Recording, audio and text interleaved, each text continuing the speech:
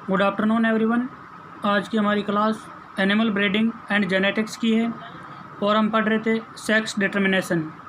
और आज की हमारी ये क्लास सेक्स डिटर्मिनेशन की तीसरी क्लास है और इस क्लास के अंतर्गत हम लिंग निर्धारण की जेड व जेड विधि के बारे में पढ़ेंगे। तो इस विधि में क्या होता है कि जो आपकी जेड व जेड लिंग निर्धारण की विधि है वो पक्षियों, मछलियों व रेप्टाइल्स में पाई जाती है और इसमें मादा विषम युग्मकी होती है, अर्थात मादा में जेड व डब्लू दो प्रकार के युग्मक बनते हैं, जबकि नर है वो समयुग्मकी होता है, अर्थात नर में दोनों शुक्राणु जेड गुणसूत्र युक्त होते हैं। जो मादा होती है उसके 50% अंडों में जेड गुणसूत्र होता है, जबकि 50% अंडों में डब्लू गुणसूत्र होता है। जब अपन इनमें आपस में क्रॉस करवाते हैं तो इनसे क्या संतान उत्पन्न होती है उसके बारे में अपन देखते हैं। और इसका उदाहरण देखेंगे अपन मुर्गी में कि मुर्गी में किस प्रकार से लिंग निर्धारण होता है। तो अपने को पता है कि मुर्गी में कुल गुणसूत्रों की संख्या है जो 78 होती है, उसमें से 76 गुणसूत्र कायिक गुणसूत्र होते हैं और 2 लिंग गुणसूत्र होते हैं, और वो लिंग गुणसूत्र नर में जेड के रूप में होते हैं और मादा में जेड के रूप में होते हैं। तो मुर्गी में जो नर होता है वो समयुग्मकी होता है, उससे 2 युग्मक जेड और जेड बनते हैं, जबकि मादा है जो विषम युग्मकी होती है और उस मादा से 2 युग्मक बनते हैं, एक जेड और एक डब्लू। यानी मादा के 50% एग्स में जेड गुणसूत्र होता है, जबकि 50% एग्स में डब्लू गुणसूत्र होता है। अब इनमें आपस में जब अपन क्रॉस करवाते हैं तो इससे क्या संतति बनेगी ये अपन देखेंगे। तो जो मेल है उसके अंदर कुल 78 गुणसूत्र पाए जाते हैं, उसमें से 76 ऑटोसोम्स है और 2 जेड लिंग गुणसूत्र है। इसी प्रकार फीमेल में कुल 78 क्रोमोसोम होते हैं, उसमें से 76 ऑटोसोम्स है व 2 जेड व डब्लू सेक्स क्रोमोसोम है, यानी लिंग गुणसूत्र है। इससे जब युग्मक बनते हैं तो 50% शुक्राणु 38 ऑटोसोम प्लस जेड गुणसूत्र युक्त होते हैं और दूसरे जो 50% शुक्राणु है वो भी 38 ऑटोसोम प्लस जेड गुणसूत्र युक्त होते हैं।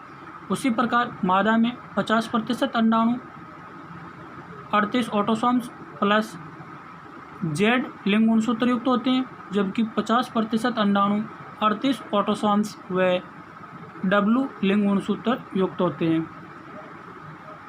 तो जब मेल का 38 ऑटोसोम और जेड लिंग गुणसूत्र वाला शुक्राणु मादा के 38 ऑटोसोम प्लस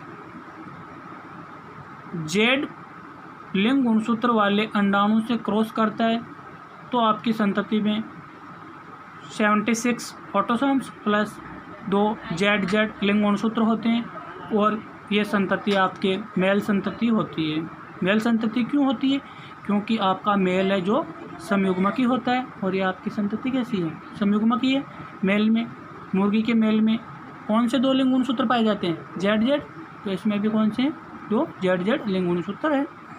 इसी प्रकार इन दोनों में से मेल तो जेड क्रोमोसोम प्रदान करेगा, जेड लिंग गुणसूत्र प्रदान करेगा, वो चाहे नर बने चाहे मादा बने। तो लिंग का निर्धारण कौन कर रहा है? इसमें मादा कर रही है।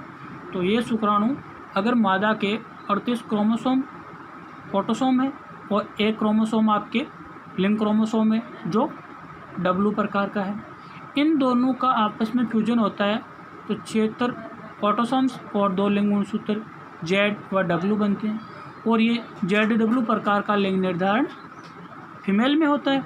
तो इससे क्या बनेगी? फीमेल बनेगी।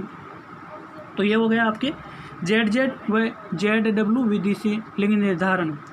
आपको पूछ ले कि जेड व जेड विधि से लिंग निर्धारण को उदाहरण सहित समझाइए। तो यह आपको इसमें याद रखना है कि नर है जो समयुग्मकी होता है, मादा विषम युग्मकी होती है और लिंग का निर्धारण मादा करती है, नर की कोई अहम भूमिका नहीं होती है। जेड व जेड लिंग निर्धारण की विधि में लिंग निर्धारण में मादा की अहम भूमिका होती है। और इस प्रकार का लिंग निर्धारण किस किस में पाया जाता है? तो सभी पक्षियों, मछलियों व रेप्टाइल्स में जेड नर व ZW मादा प्रकार का लिंग निर्धारण पाया जाता है। ये आपके कंप्लीट हो गया। नेक्स्ट अपन देखते हैं Z0 व ZZ विधि से लिंग निर्धारण।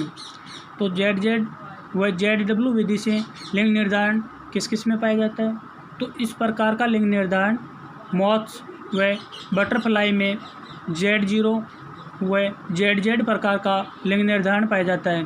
ये Z0 है भाई, वो नहीं है।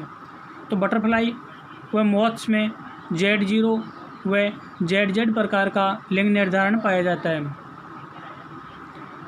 इसमें भी क्या होता है कि जो मेल है उसमें ये ऑटोसोम्स है और 2 लिंग गुणसूत्र पाए जाते हैं ZZ, जबकि फीमेल है उसमें 2 जो ये ऑटोसोम तो होते ही हैं, लेकिन जो लिंग गुणसूत्र है वो केवल एक ही लिंग गुणसूत्र पाया जाता है और वो लिंग गुणसूत्र आपके Z लिंग गुणसूत्र।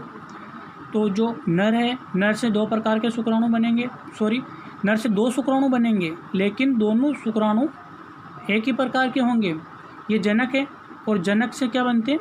गैमेट्स बनते हैं, युग्मक बनते हैं। और नर युग्मक को शुक्राणु कहते हैं और मादा युग्मक को अंडाणु कहते हैं। लेकिन इसमें नर है, उस नर से एक ही प्रकार के 2 शुक्राणु बनते हैं। एक शुक्राणु में ऑटोसोम प्लस Z गुणसूत्र है, तो दूसरे शुक्राणु में भी ऑटोसोम प्लस Z लिंग गुणसूत्र पाया जाता है। लेकिन जो मादा होती है उस मादा में 50% अंडाणु है, वो तो Z गुणसूत्र युक्त होते हैं, लेकिन 50% अंडाणु Z गुणसूत्र विहीन होते हैं, उनमें Z गुणसूत्र नहीं पाया जाता है। केवल और केवल ऑटोसोम्स है जो पाए जाते हैं। जब इनका आपस में अपन क्रॉस करवाते हैं तो इससे क्या होता है कि आपके 2 तो मेल बनेंगे और 2 फीमेल बनेगी। जो भी इसकी संतति होगी उसमें से अपन देख रहे हैं कि इस शुक्राणु का ये आपके हो गए मेल गैमेट और ये हो गया आपके फीमेल गैमेट। जब इस मेल गैमेट का क्रॉस इस फीमेल गैमेट से करवाते हैं तो आपके ये संतति बनती है ऑटोसोम प्लस ZZ लिंग गुणसूत्र। और ऑटोसोम प्लस ZZ लिंग गुणसूत्र किस में पाए जाते हैं? मेल में। तो ये आपके मेल संतति हो गई। दूसरा, जब इस फीमेल गैमेट का क्रॉस इस मेल गैमेट के साथ करवाते हैं तो भी मेल संतति बनेगी। लेकिन जब अपन Z गुणसूत्र विहीन मादा युग्मक का क्रॉस Z गुणसूत्र युक्त नर युग्मक के साथ करवाते हैं तो फीमेल संतति बनती है। ये अपन देख रहे हैं ऑटोसोम प्लस, एक तो Z गुणसूत्र है लेकिन दूसरा Z गुणसूत्र एब्सेंट है, तो ये आपकी फीमेल संतति हो गई। और फिर इसका क्रॉस इसे कराएंगे तो भी आपके फीमेल संतति बनेगी। तो इस प्रकार अपन देखते हैं कि इसमें नर है जो समयुग्मकी होता है, लेकिन मादा है जो विषमयुग्मकी होती है।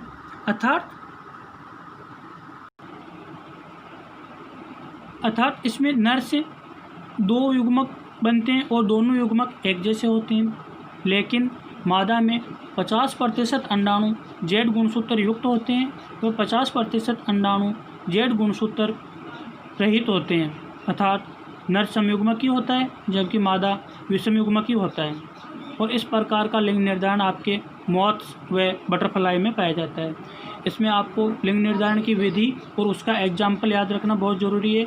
वो चाहे आपके XX XY विधि हो, चाहे ZZ ZW विधि हो, चाहे XX X0 विधि हो, चाहे ZZ Z0 विधि हो, इन सब के आपके लिंग निर्धारण की विधि है, उसका नाम और उसके एग्जाम्पल विशेष तौर से याद रखने। ये एग्ज़ाम में कई बार प्रश्न पूछा गया है और आपसे इस बार भी SDP फर्स्ट ईयर के एग्ज़ाम में पूछा जा सकता है। ये बहुत ही इम्पोर्टेंट टॉपिक है आपके, और इसमें से कंपटीशन एग्ज़ाम है उसमें भी आपके काफ़ी क्वेश्चन पूछे जाते हैं। कई बार जब जनरल साइंस का कंपटीशन एग्ज़ाम होता है तो उसमें भी आपको पूछा जाता है कि मनुष्य में किस प्रकार का लिंग निर्धारण पाया जाता है। तो मनुष्य में XX मादा और XY नर प्रकार का लिंग निर्धारण पाया जाता है। कई बार पूछ लेता है कि पक्षियों में किस प्रकार का लिंग निर्धारण पाया जाता है। तो पक्षियों में ZZ नर व ZW मादा प्रकार का लिंग निर्धारण पाया जाता है। आपको पूछ ले कि बटरफ्लाई में किस प्रकार का लिंग निर्धारण पाया जाता है। तो बटरफ्लाई में ZZ नर व ZW मादा प्रकार का ZZ नर व Z0 मादा प्रकार का लिंग निर्धारण पाया जाता है। बटरफ्लाई या मॉथ्स में किस प्रकार का लिंग निर्धारण पाया जाता है। तो बटरफ्लाई और मॉथ्स में ZZ नर व Z0 मादा प्रकार का लिंग निर्धारण पाया जाता है। तो दोस्तों ये आपके जो लिंग निर्धारण की 4 विधि है वो कंप्लीट हो जाती है, और नेक्स्ट जो लिंग निर्धारण की 5वीं विधि है वो हम अगली क्लास में देखेंगे। तब तक के लिए सभी को थैंक यू।